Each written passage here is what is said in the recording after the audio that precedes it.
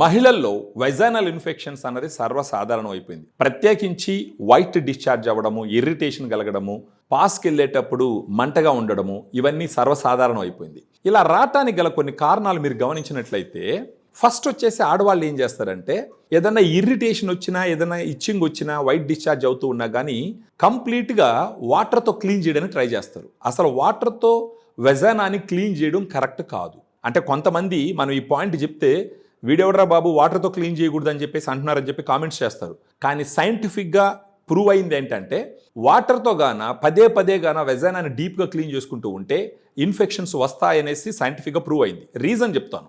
ఎక్కడైనా సరే vaginal infections రాకుండా ఉండడానికి ఆ వెజైనాలో ఉండే లాక్టోబాసిల్లస్ అనేటటువంటి గుడ్ బ్యాక్టీరియా ఆ ఎన్విరాన్మెంట్లో ఎలాంటి బ్యాడ్ బ్యాక్టీరియా కానీ ఫంగస్ కానీ పెరగకుండా కాపాడుతూ ఉంటుంది. ఇప్పుడు వాటర్తో క్లీన్ చేసినప్పుడు ఏమవుతుందంటే, ఈ గుడ్ బ్యాక్టీరియా వాష్అవుట్ అయిపోతుంది. ఒక్కసారికి ఈ గుడ్ బ్యాక్టీరియా వాష్అవుట్ అయిపోయింది అంటే అప్పుడు బ్యాడ్ బ్యాక్టీరియా పెరగడం మొదలు పెడుతుంది. తద్వారా ఏమవుతుందంటే, వెజైనల్ ఇన్ఫెక్షన్స్ మీరు ఎన్నిసార్లు యాంటీ ఫంగల్స్ తీసుకున్నప్పటికీ, యాంటీబయాటిక్స్ తీసుకున్నప్పటికీ మళ్ళీ వస్తూ ఉంటుంది. వాళ్ళని డిస్టర్బ్ చేస్తూనే ఉంటుంది.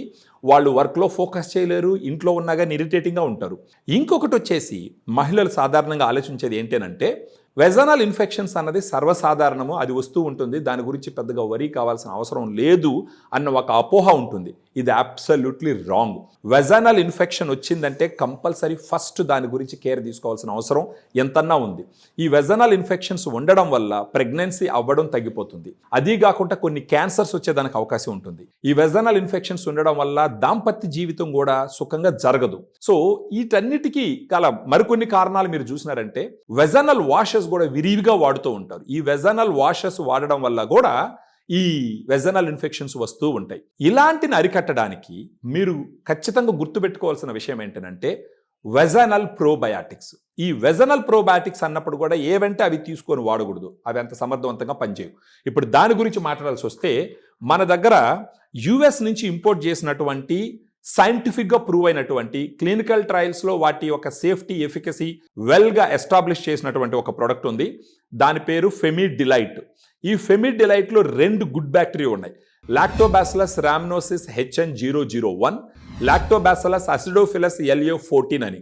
ఈ 2 స్ట్రెయిన్స్ గత 20 సంవత్సరాల నుంచి చాలా క్లినికల్ ట్రయల్స్లో చాలాసార్లు వాడి అవి సమర్థవంతంగా పనిచేస్తాయని ప్రూవ్ చేయడం జరిగింది. వాటి ఎఫికసీని, సేఫ్టీని వెల్ ఎస్టాబ్లిష్డ్గా పబ్లిష్ చేయడం జరిగింది. ఇప్పుడు ఫెమిడిలైట్ ఎలా వాడుకోవాలి? రోజుకు ఒక క్యాప్సూల్ భోజనం తర్వాత వేసుకుంటూ పోతే గనక అట్లీస్ట్ ఒక 3 months నుంచి 6 months, అంటే సివియారిటీని బట్టి ఉంటుంది. మీకు రిపీటెడ్గా వెజైనల్ ఇన్ఫెక్షన్స్ వస్తున్నాయి, కనీసం ఒక 6 నెలలు, లేదా అప్పుడప్పుడు వచ్చి ఆగుతుంది, కనీసం ఒక 3 months ఈ ఫెమిడిలైట్ రోజుకు ఒక క్యాప్సూల్ తీసుకుంటే గనక అక్కడ ఉన్నటువంటి గుడ్ బ్యాక్టీరియా రీస్టోర్ అవుతుంది.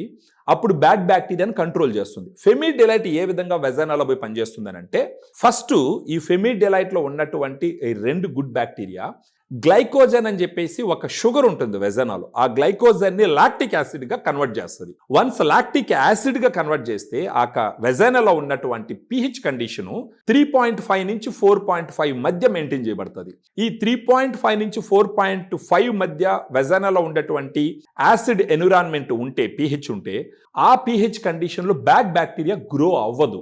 అటువంటప్పుడు అక్కడ ఎలాంటి ఇన్ఫెక్షన్స్ రావు. ముఖ్యంగా కొంతమంది ఆడవాళ్ళలో మీరు చూసినారంటే, మెన్సెస్ అయిన తర్వాత విరివిగా వాళ్ళకి ఇచ్చింగ్ రావడం మొదలు పడుతుంది. ఇది ఎందుకు వస్తుంది?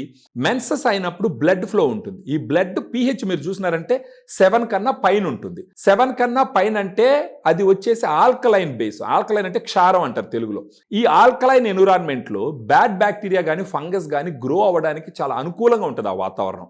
అందుకనేసి ఒకసారి మెన్సెస్ అయిన తర్వాత అప్పుడు ఇన్ఫెక్షన్స్ వచ్చేదానికి అవకాశాలు ఎక్కువగా ఉంటాయి. సో ఈ ఫెమిడిలైట్ రోజుకు ఒక క్యాప్సూల్ తీసుకోవడం ద్వారా ఖచ్చితంగా మీ వెజైనల్ ఇన్ఫెక్షన్స్ని కంట్రోల్ చేసుకోవచ్చు. అక్కడ ఉన్న గుడ్ బ్యాక్టీరియాని పెంచవచ్చు. అప్పుడు మీరు ఒకవేళ యాంటీబయాటిక్స్, యాంటీఫంగల్స్ వాడినా కూడా, యాంటీబయాటిక్స్, యాంటీఫంగల్స్ మహా అంటే ఒక 1 week వాడతారు. ఆ తర్వాత యాంటీబయాటిక్స్, యాంటీఫంగల్స్ వాడకూడదు కూడా. అలాంటప్పుడు డాక్టర్స్ ఇప్పుడు యాంటీబయాటిక్స్, యాంటీఫంగల్స్ రాసినా దానితో పాటు ఫెమిడిలైట్ తీసుకుంటూ యాంటీబయాటిక్స్, యాంటీఫంగల్స్ ఆపేసిన తర్వాత కూడా ఫెమిడిలైట్ ఒక 2-3 మంత్స్ కంటిన్యూ చేయొచ్చు. అలా చేసుకుంటూ పోతే మీ వెజినల్ ఇన్ఫెక్షన్స్ కంట్రోల్ అవుతాయి. ఫర్దర్గా మీకు డీటెయిల్స్ కావాలన్నా కూడా మాకు ఈ వీడియోలో ఉన్నటువంటి ఫోన్ నెంబర్కి ఫోన్ చేసినారంటే మేము డీటెయిల్డ్గా మీకు ఎక్స్ప్లెయిన్ చేస్తాము. దాన్ని బట్టి మీరు డెసిషన్ తీసుకోవచ్చు. రేట్ ఎక్కువ ఉంటుందేమోనన్న ఒక డౌట్ ఉండొచ్చు. ఒక రోజు ఒక క్యాప్సూల్కి 48 రూపాయలు ఖర్చు పెట్టుకోవాల్సి ఉంటుంది. ఒక నెల మొత్తం మీద మీరు చూసినారంటే 30 క్యాప్సూల్స్ ఉంటాయి ఈ ఫెమిడిలైట్ బాటిల్లో. మీరు చూసినారంటే ఈ 30 క్యాప్సూల్స్కి కలిపి 1460 రూపాయలు ఖర్చు అవుతుంది. నెలకి 1460 రూపాయలు ఖర్చు పెట్టుకోగలిగితే మీ వెజైనల్ హెల్త్ని సిగ్నిఫికెంట్గా ఇంప్రూవ్ చేసుకోవచ్చు. మీకు ఇరిటేషన్స్ ఉండవు. ఇంట్లో కానీ ఆఫీస్లో కానీ కాన్సన్ట్రేట్గా పని చేయగలరు. మీకేంటంటే మీ దాంపత్య జీవితంలో కూడా హ్యాపీగా మీ లైఫ్ని మీరు ఎంజాయ్ చేయొచ్చు. సో దయచేసి ఫోన్ చేయండి, మీకు ఫెమిడిలైట్ గురించి క్లియర్గా ఎక్స్ప్లెయిన్ చేస్తాం. Thank you very much.